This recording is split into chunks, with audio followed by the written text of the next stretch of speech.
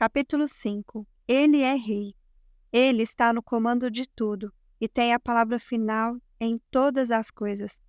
Nenhum nome e nenhum poder estão isentos do seu governo. Efésios capítulo 1, versos 21 e 22.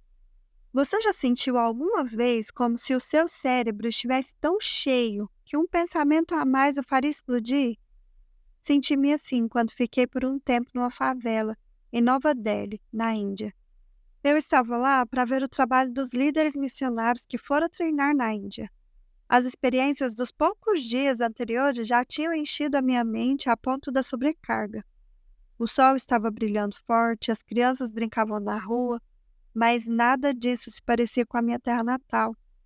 Eu estava estupefato diante da pobreza desesperada que eu via. Ainda tenho dificuldades para descrevê-la adequadamente. Eu estava estupefato diante das trevas espirituais, tão grandes, tão profundas e tão predominantes, que pareciam uma nuvem sobre nós. Eu vi mães famintas carregando crianças doentes, subalimentadas e infestadas de mosca. Vi mendigos idosos que tiveram poucos momentos na vida sem padecer necessidade e sofrimento físico. Vi lugares chamados de lares, que eu não teria usado para guardar um cortador de grama. Vi um sacerdote jovem, bonito e intelectual se prostrar diante de um ídolo de madeira. Ouvi um guru defender a sua busca de 17 anos por iluminação, uma iluminação que ele admitia não havia ocorrido ainda e nem estava perto de acontecer.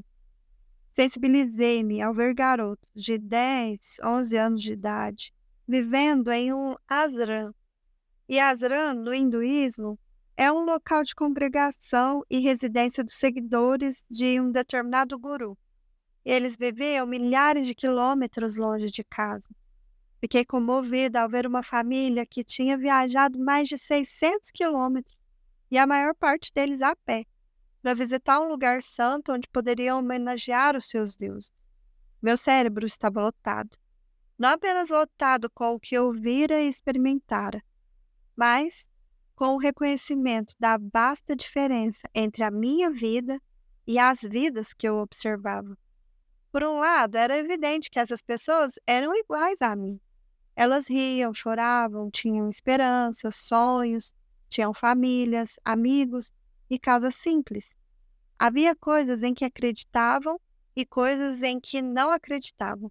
A cada dia acordavam e tinham lugares a ir e coisas para fazer.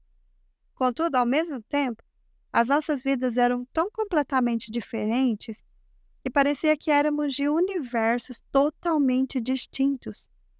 Então, enquanto estava naquela favela, naquela manhã ensolarada, descobri a resposta. Havia apenas uma explicação para as vastas diferenças em nossas vidas: Deus. Era isto e nada mais. Eu não sei quando já estive mais intensamente consciente da soberania absoluta de Deus do que naquele momento.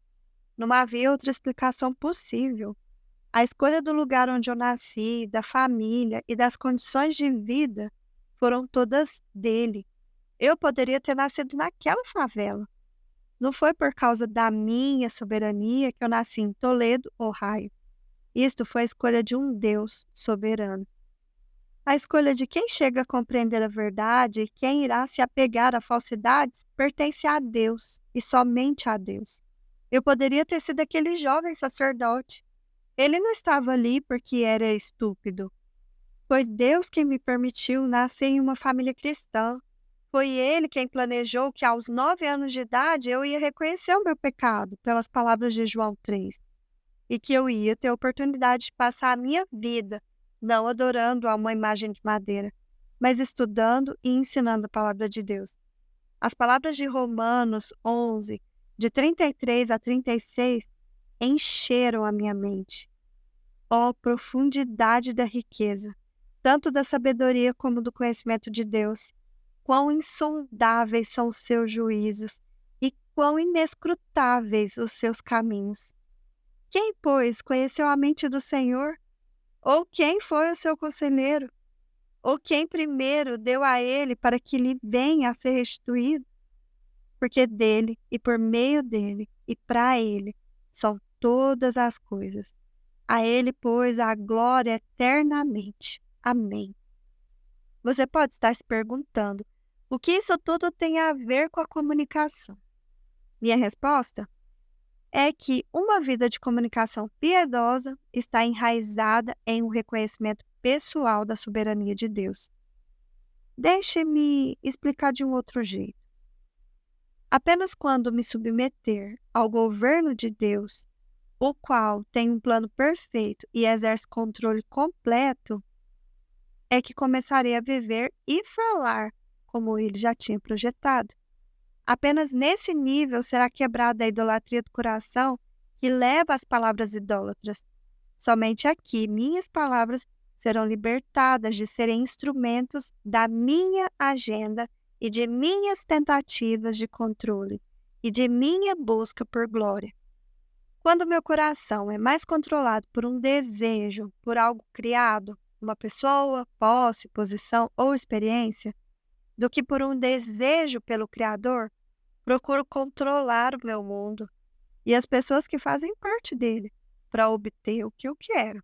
O adolescente grita para os seus pais que lhe disseram não. Eu não aguento mais vocês e as suas regras. O marido que deseja coisas do seu jeito argumenta com a sua esposa e deixa ela sem saída. A esposa tenta motivar o seu marido pela culpa. O manipulador usa bajulação para obter o que ele quer do seu amigo. Ninguém descansa na soberania de Deus, crendo que ele lhe dará o que é melhor. Mas quando entendemos a soberania de Deus e nos submetemos ao seu governo, podemos viver e falar como Deus projetou. Este é o completo oposto de viver e falar de acordo com o nosso plano, para o nosso controle e para a nossa glória. Tal interesse próprio é que trouxe tantos problemas à nossa fala. A guerra de palavras é, no fundo, uma guerra por soberania. Talvez por isso a fantasia seja uma tentação tão universal.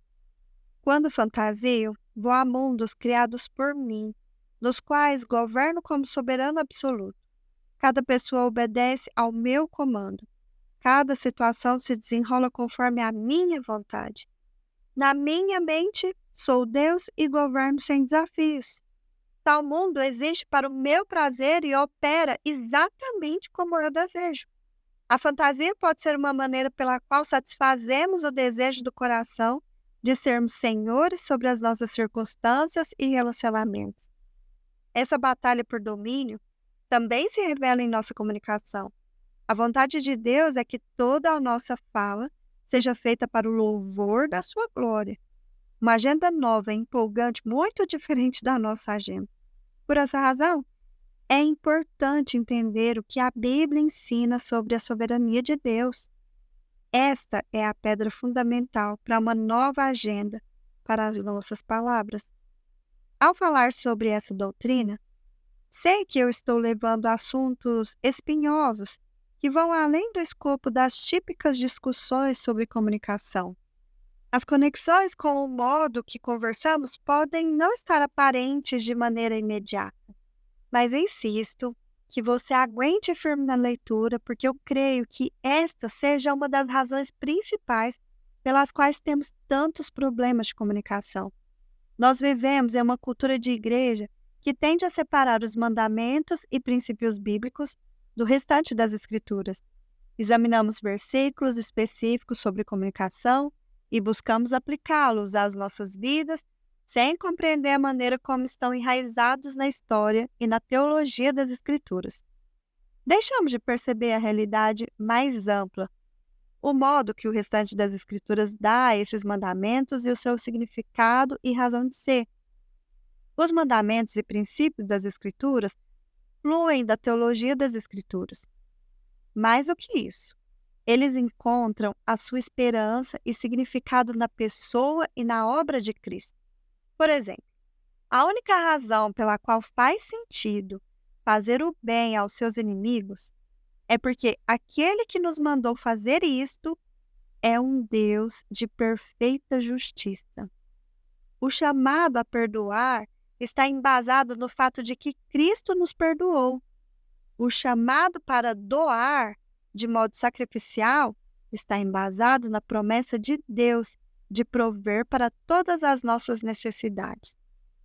Cada mandamento, cada princípio tem as suas raízes em realidades da redenção. O que Deus tem feito e fará por nós em Cristo. Isto é teologia, mas certamente não é informação abstrata. As Escrituras estão cheias de teologia porque, quando você compreende a verdade sobre Deus, você compreende por que e como você deve cumprir os mandamentos das Escrituras. Você compreende como as suas ações se conectam com o que Deus está fazendo e como você pode realmente trazer glória ao nome dele. Compreendendo a soberania de Deus. Então, o que a Bíblia ensina sobre o governo soberano de Deus? Precisamos compreender essa importante doutrina porque as raízes da comunicação bíblica crescem no solo da sua soberania.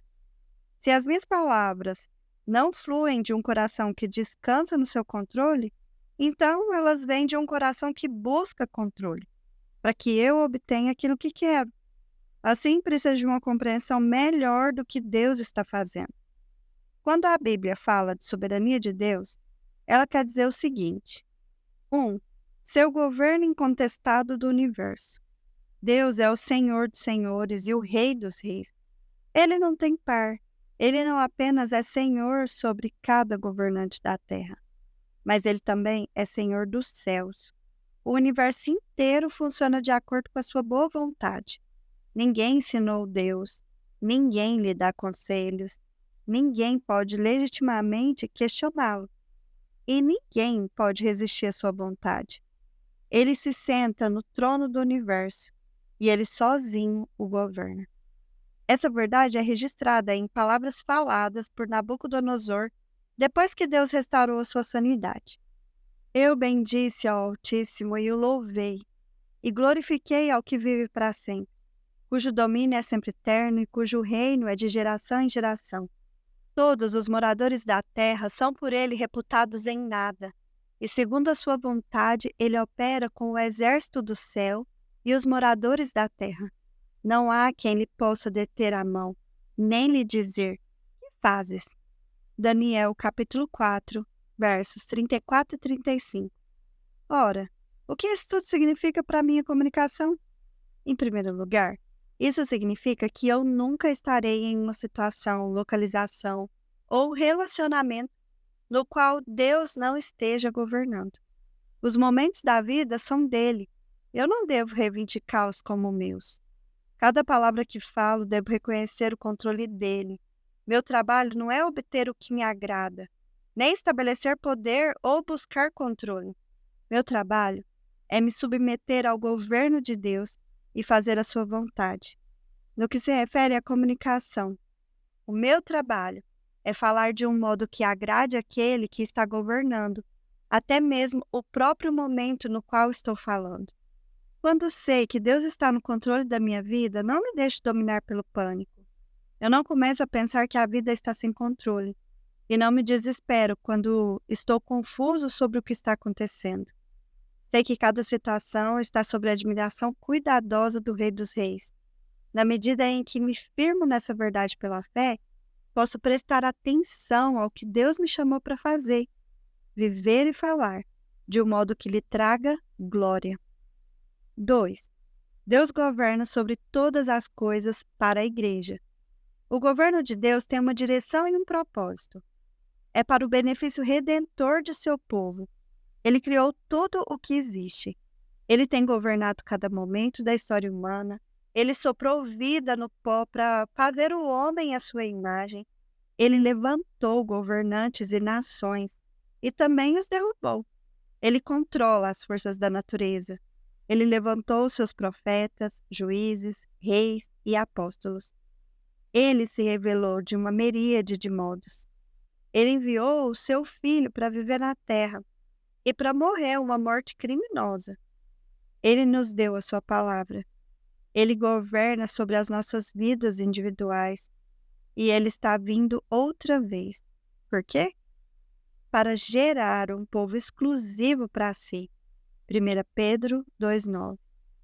Um povo que foi chamado das trevas para sua maravilhosa luz, para viver eternamente para sua glória. Ele governa por amor de seu povo, por nós. Entretanto, dizer que Deus governa por nossa causa não significa que ele governa para que possamos ter o que quisermos. Não. Seu governo é redentor, ou seja, ele controla o universo de modo que o seu propósito redentor por nós e as suas promessas redentoras para nós sejam cumpridos. Ele governa para que a justificação, a santificação e a glorificação que ele nos prometeu estejam garantidas. Para esse fim o Messias veio, invadiu o reino das trevas e libertou o seu povo para viver para a sua glória no reino da luz. Colossenses 1, dos versos de 9 a 14. Para garantir isso, Deus tem governado sobre todas as coisas desde a eternidade passada e continuará a eternidade futura. Paulo diz isto de Cristo, o qual exerceu ele em Cristo, ressuscitando-o dentre os mortos e fazendo-o assentar à sua direita nos lugares celestiais, acima de todo principado e potestade, e poder e domínio, e todo o nome que se possa referir, não só no presente século, mas também no vindouro. E pôs todas as coisas debaixo dos pés, e para ser cabeça sobre todas as coisas, o deu à igreja, a qual é o seu corpo, a plenitude daquele que a tudo enche em todas as coisas. Efésios 1, dos versos de 20 a 23. Se nos apossarmos desta verdade, como ela mudará o modo pelo qual falamos uns dos outros? Pense sobre quantas reclamações sobre nossas circunstâncias estão presentes em nossa comunicação. Nossas contas, vizinhos agressivos, trabalho difícil, crianças rebeldes, marido distante, esposa ingrata, líderes de igreja ineficazes, cortador de grama com defeito, carro quebrado, impostos pesados, mensalidade escolar, falta de condição de pagar por um bom tempo de férias. Quanto da nossa fala expressa irritação com aqueles que atravessam em nosso caminho? Membros da família que tiram a paz e a calma, ou que rasgam o jornal antes mesmo que o leiamos. A criança rebelde que tira o nosso conforto e tranquilidade.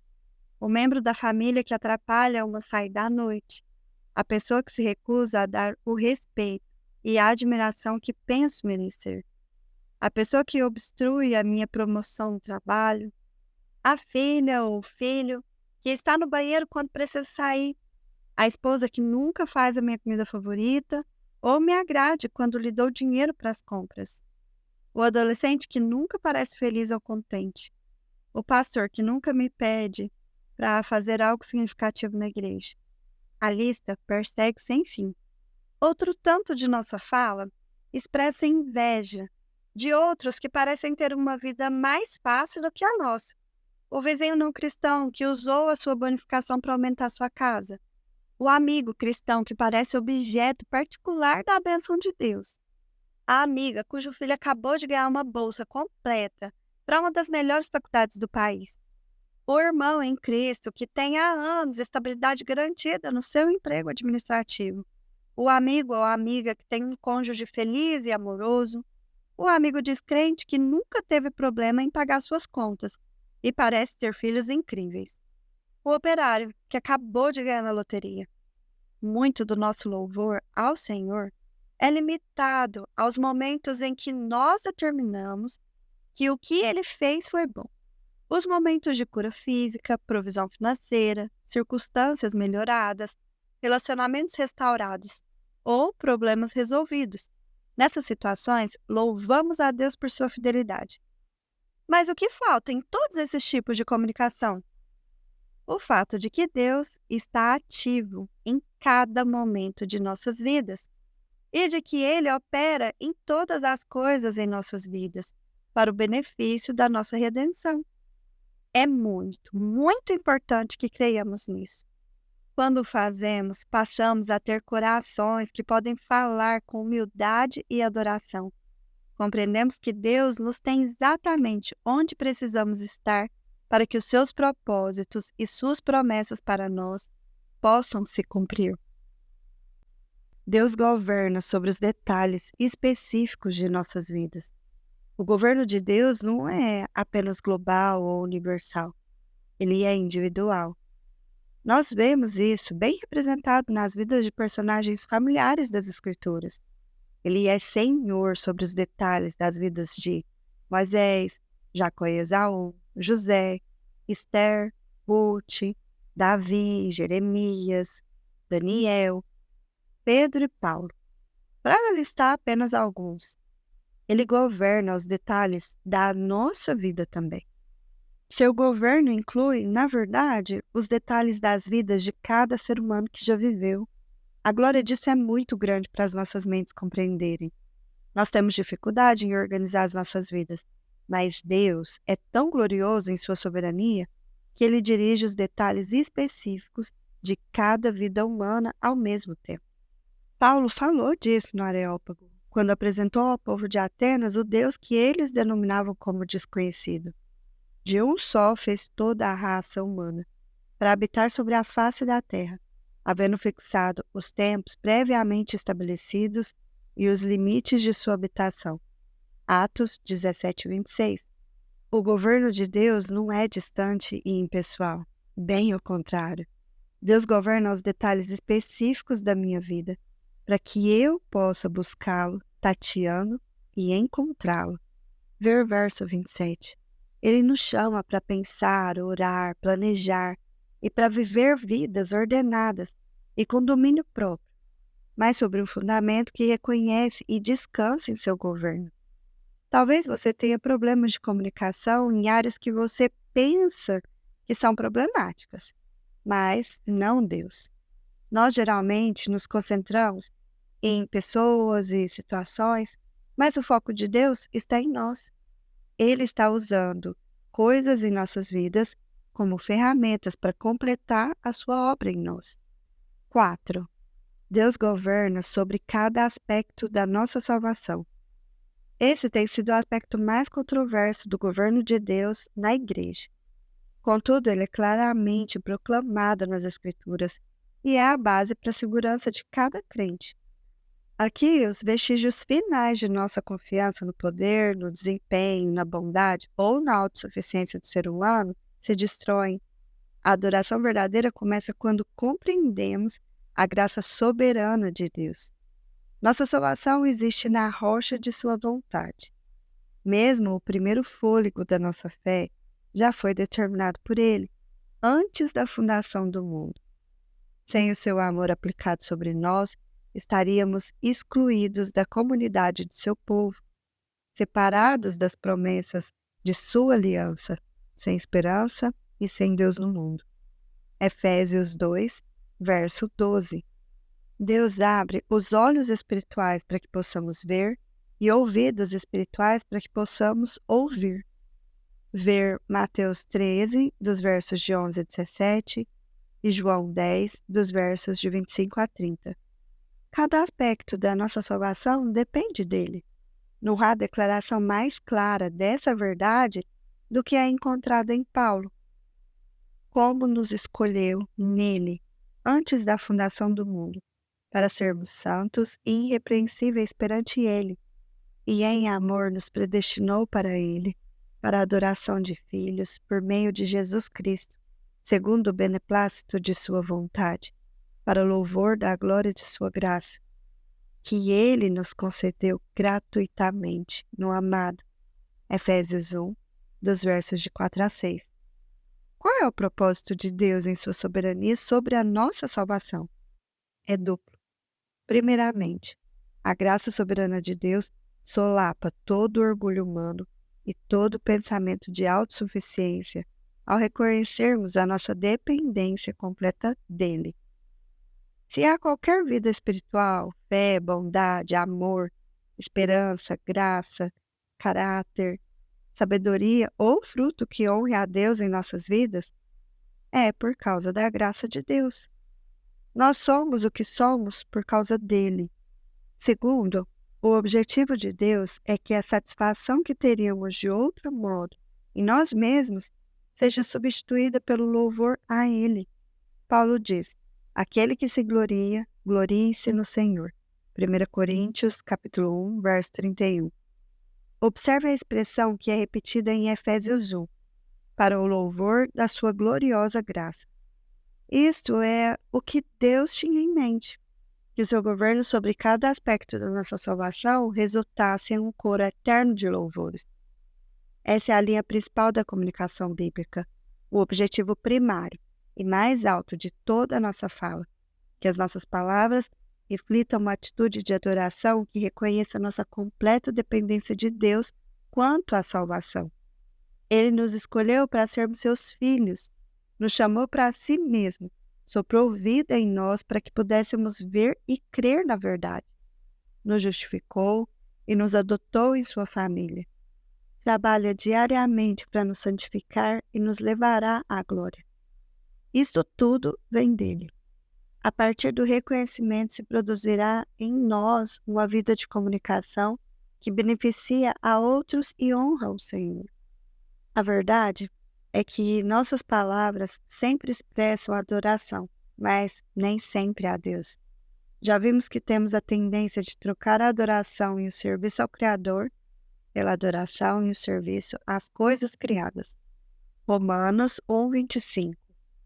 Vemos isso na esposa que diz: não me diga o quanto Deus me ama. Eu quero um marido que me ame. Nós ouvimos isso do adolescente que diz: eu odeio viver aqui. Nunca posso fazer o que eu quero. E até mesmo é evidente em uma criancinha que tem um acesso de raiva na loja de brinquedos porque a mamãe se recusou a comprar uma bola para ela. O pastor diz: por que tento ministrar a essas pessoas? Tudo que eu recebo são críticas. E o empregado diz: tudo que eu quero do meu trabalho é um aumento e um pouco de crédito. Em todos os casos, cada declaração é motivada mais pela adoração e serviço da criação do que pela adoração e serviço do Criador. Deus deseja redirecionar o nosso foco. Deus governa sobre as circunstâncias para a nossa santificação. Não há provavelmente uma perspectiva mais importante em nossa vida cotidiana do que esta.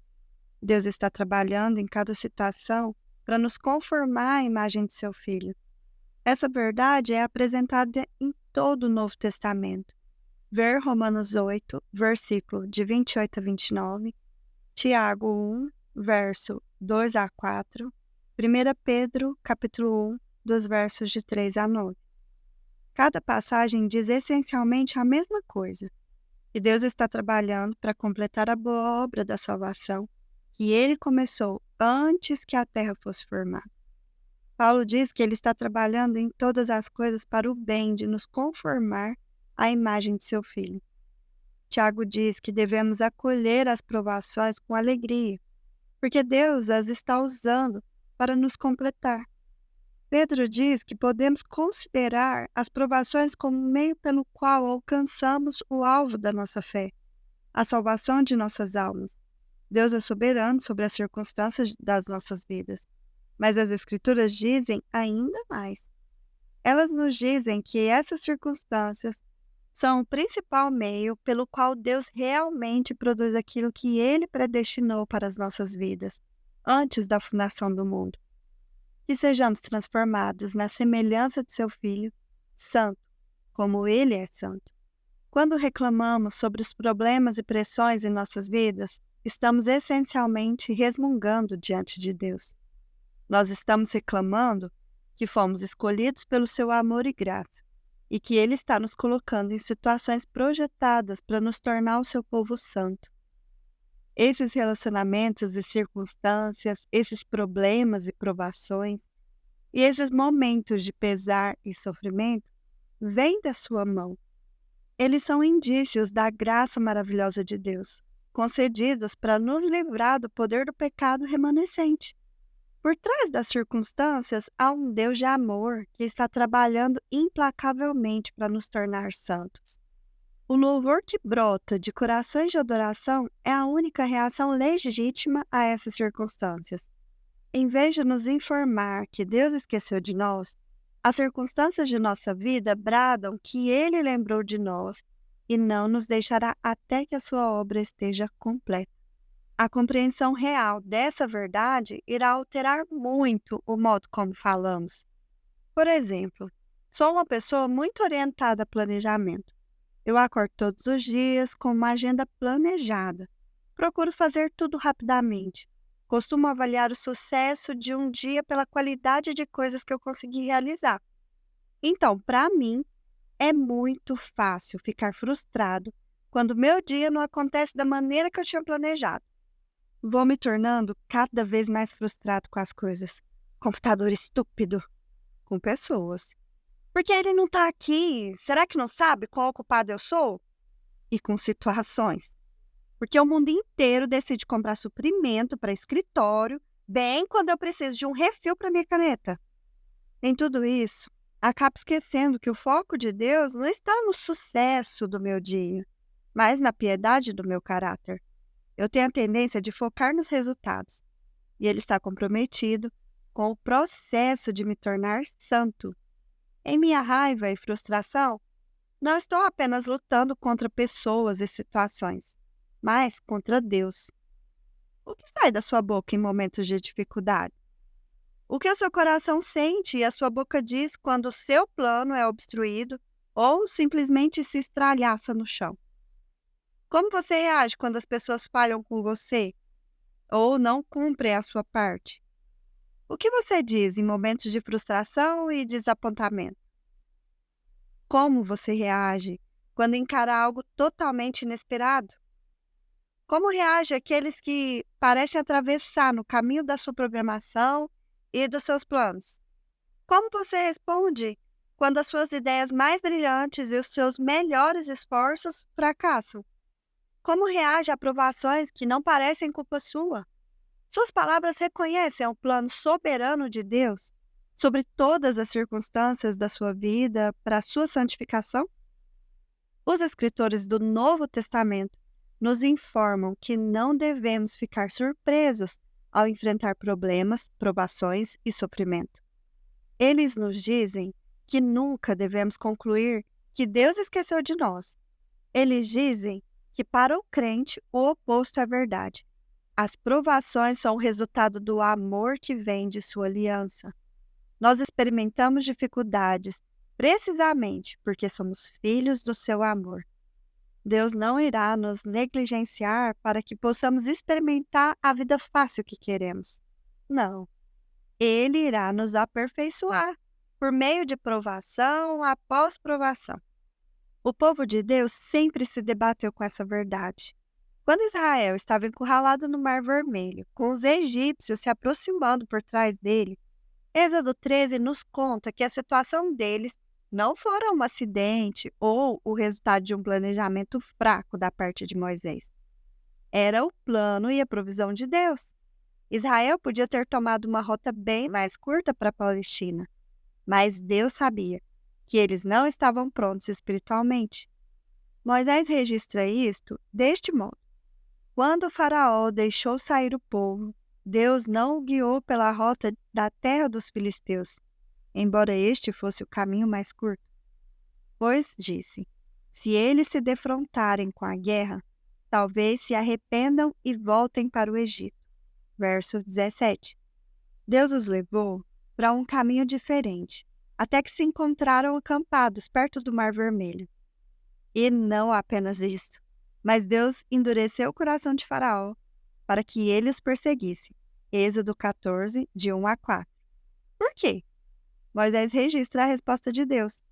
Serei glorificado em Faraó e em todo o seu exército, e saberão os egípcios que eu sou o Senhor. Verso 4. Deus estava no controle da circunstância toda, fortalecendo o seu povo para as batalhas que eles enfrentariam na terra prometida. E como o povo reagiu? Chegando Faraó, os filhos de Israel levantaram os olhos, e eis que os egípcios vinham atrás deles e temeram muito.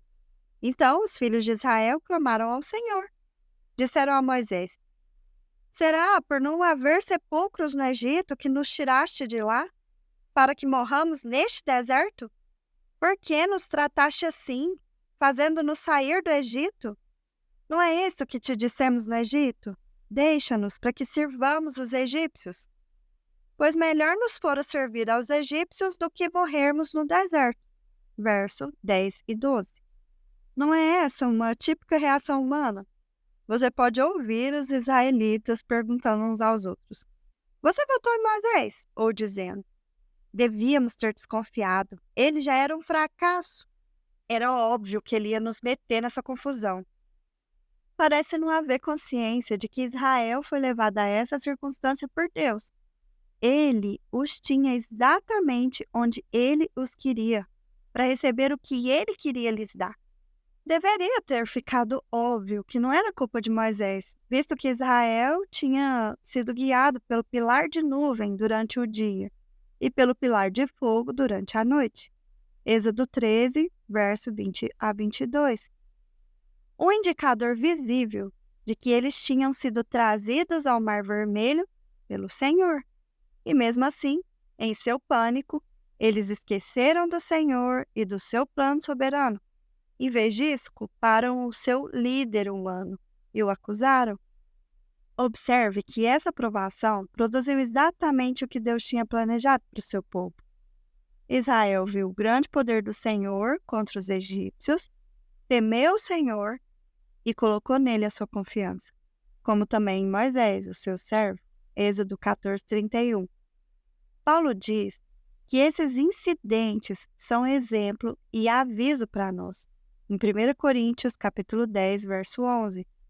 Eles revelam os nossos corações e expõem as nossas reações ao julgamento.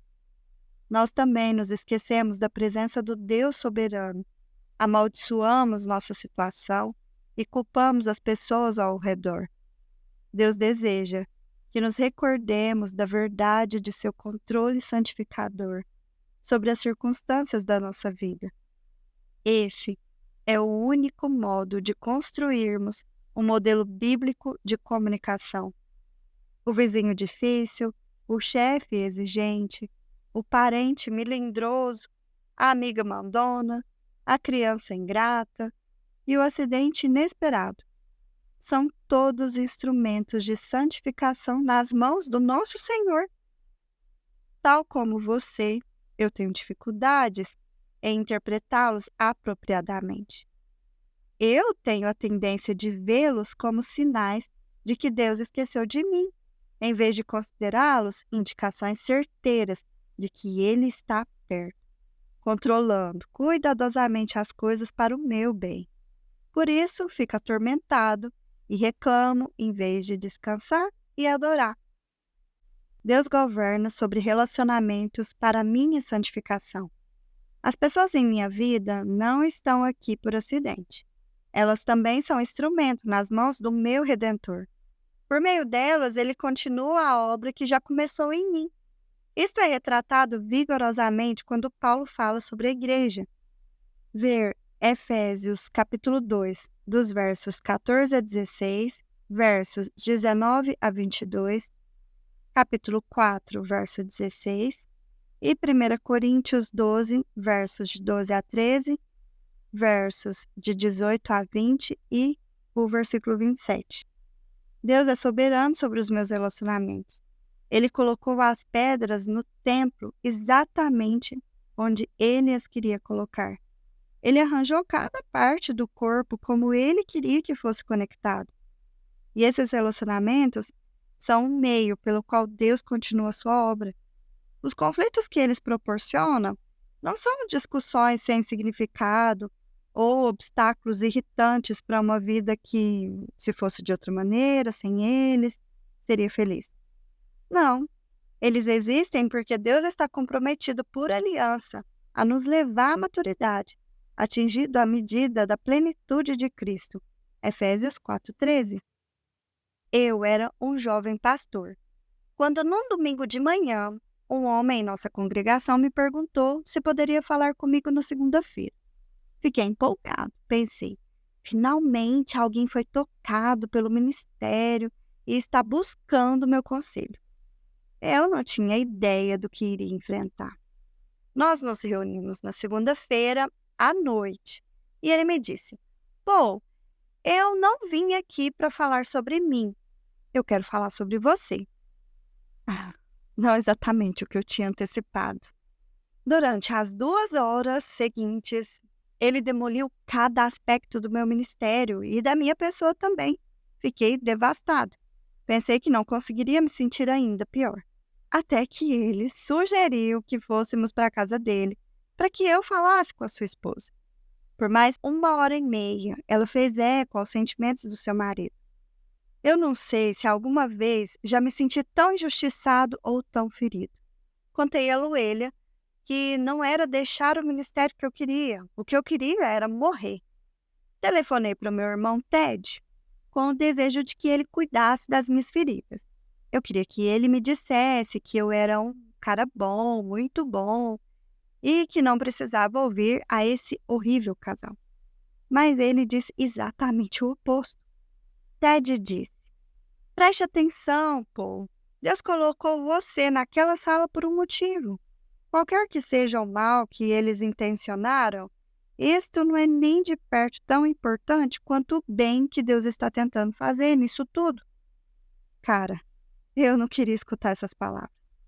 Queria dizer a Ted: Você ficou maluco? Como isso pode ser bom? Eu tentei servir a Deus o melhor que eu pude e é isso que eu recebo? Mas acabei escutando. E quando a dor passou, Deus começou a me mostrar atitudes e ações que estavam atrapalhando a obra que Ele queria fazer por meu intermédio. Eu posso dizer agora que eu sou muito agradecido por aquela dolorosa noite de segunda-feira. Deus a usou para mudar a minha vida e o meu ministério. Quantas vezes nos esquecemos dessa verdade quando falamos com e sobre as pessoas em nossas vidas? Quantas vezes tratamos as pessoas como irritantes e como obstáculos? Com quanta frequência as atacamos raivosamente, porque elas ficam no caminho de nossos planos ou de nossa felicidade momentânea? Quantas vezes reclamamos sobre as ações, reações e palavras daquelas pessoas? Quanto lamentamos o fato de que as nossas vidas são afetadas pelas escolhas de outros? Aceitar a soberania de Deus sobre os nossos relacionamentos irá alterar as nossas palavras sobre as pessoas que Ele colocou em nossas vidas. Deus governa sobre todas as coisas para a sua glória. Esse é o ponto principal de tudo o que as Escrituras dizem sobre a soberania de Deus. Ele faz o que faz para a sua própria glória.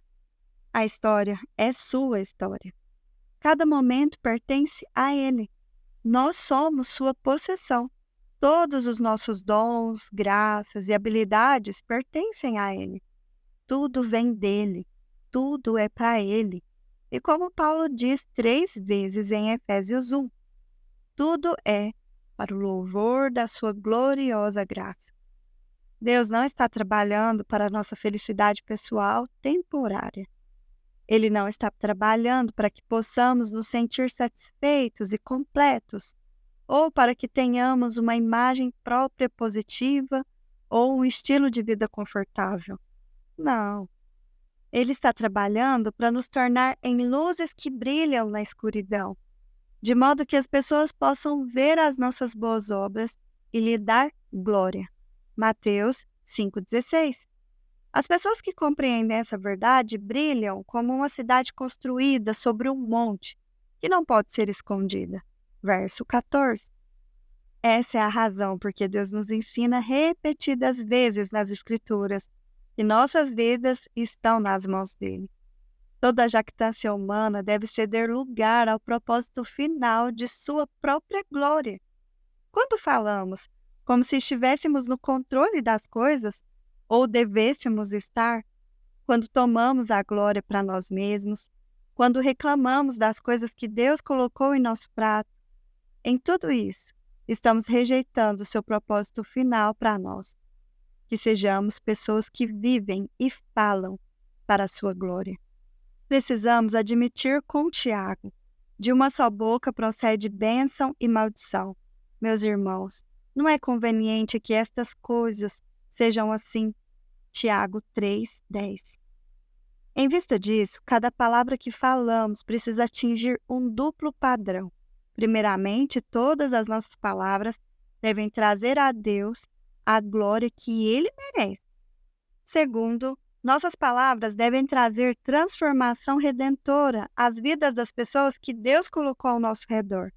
Isto é, alta vocação para todas as nossas palavras, adoração e redenção.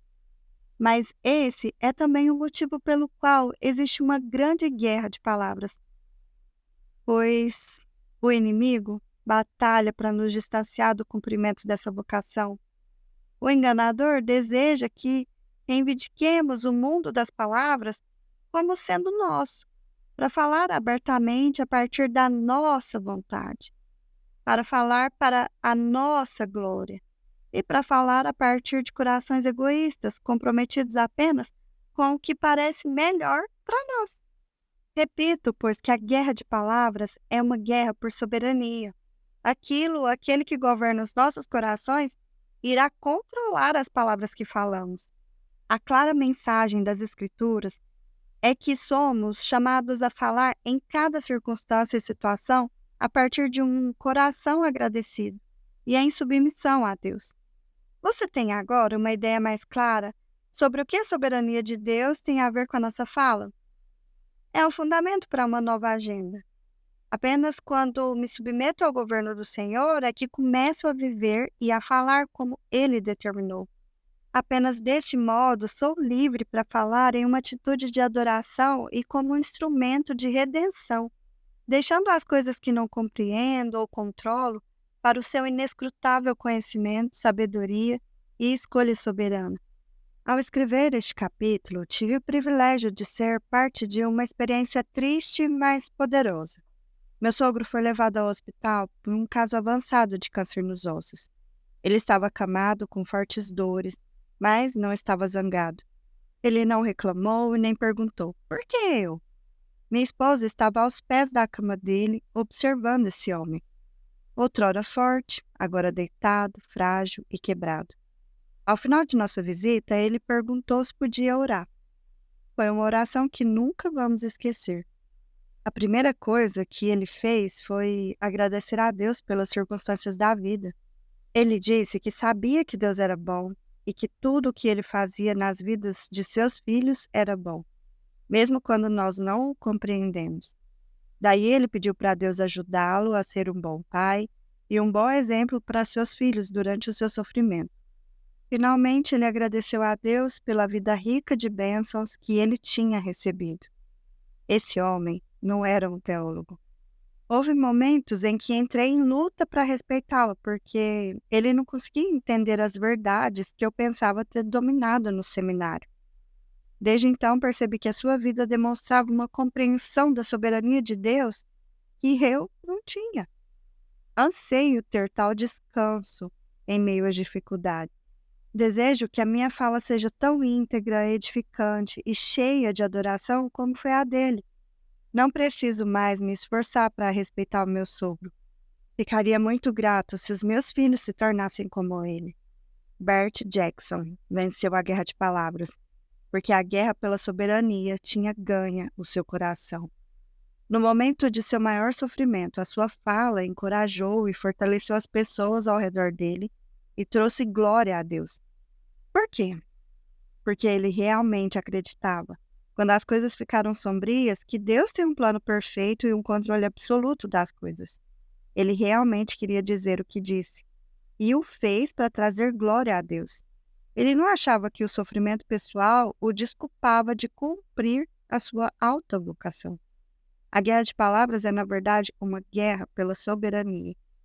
Quem ou o que governa o seu coração? Quem quer que seja, ou aquilo que for, isso controlará a sua língua também, tornando pessoal a batalha pelo controle. 1.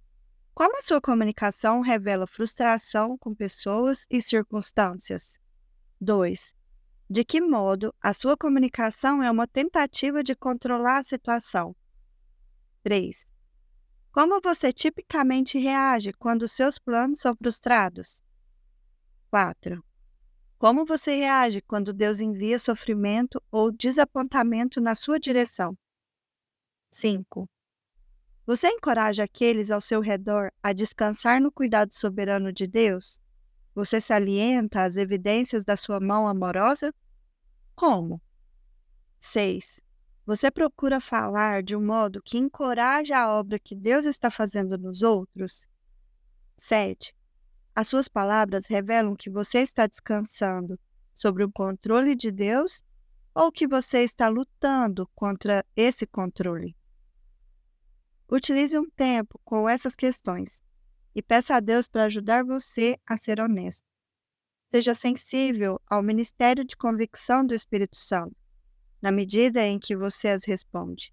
Lembre-se de que Deus revela os nossos corações não para nos desencorajar, mas para nos aproximar ainda mais do círculo do seu amor. Ele corrige a quem ama.